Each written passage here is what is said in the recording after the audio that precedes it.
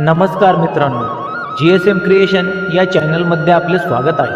आज आपण पाहणार आहोत जुने पाठ्यपुस्तक इयत्ता दुसरी, त्यातील एक सुंदर धडा रवी शहाणा झाला.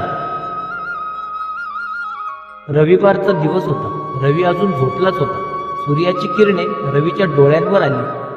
त्या किरणांनी त्याला झोपेतून उठवले. रवीला सूर्याचा खूप राग आला.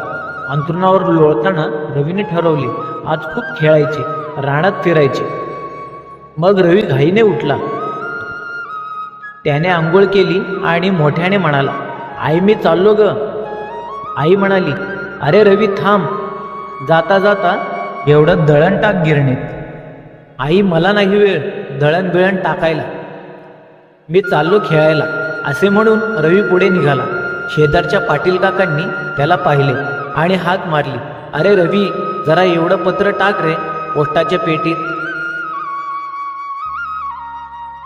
रोज मी आपलं विसरून जातो बघ, मला नाही वेळ पत्र बित्र टाकायला. असे म्हणून रवी पुढेच निघाला. वाटेत त्याला भेटली एक आजीबाई. तिच्या समोर होती लाकडाची मोळी. रवीला पाहताच ती म्हणाली, अरे बाळा, मोळी उचलायला जरा हात लाव रे. आजीबाई मला नाही वेळ मोळी बिळी उचलायला. असे म्हणून रवी आपला पुढेच निघाला. त्याने मागे वळून सुद्धा बघितले नाही. मग रवी रानात पोचला. रंगीबिरंगी रान फुले डोलत होती. फुलपाखरे या फुलांवरून त्या फुलांवर उडत होती. रवीला खूप गंमत वाटली. तो हळूच एका फुलपाखराच्या मागे गेला. रवी त्याला पकडणार एवढ्यात ते उडून गेले. रवी पुन्हा हळूहळू त्याच्या मागे गेला. त्याला पकडणार एवढ्यात जवळच्या झाडाखाली बसलेले एक आजोबा म्हणाले, बाळ मी खूप थकलो आहे रे, खूप तहान लागली आहे, जरा मला पाणी आणून देतोस का? मला नाही वेळ पाणी बिणी आणून द्यायला, मी आहे कामात. असे म्हणून रवी पुन्हा फुलपाखरांच्या मागे धावला. धावता धावता मध्येच तो अडखळला आणि जोरात पडला. गुडघ्याला खूप खरचटले. रवीला एकदम रडू आले. तो मोठ्याने रडू लागला. तेव्हा झाडाखाली बसलेले आजोबा रवीसाठी पाणी घेऊन आले. रवीला पाणी पाजून ते प्रेमाने म्हणाले, बाळ फार लागले का रे तुला? पाणी पिऊन रवीला थोडे बरे वाटले.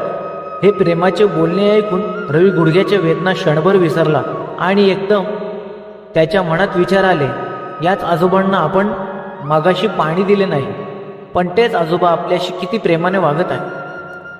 थोड्या वेळापूर्वी त्या मोळीवाल्या आजीबाईंना मदत केली नाही, पाटील काकांचे कामही केले नाही आणि आईचेही ऐकले नाही.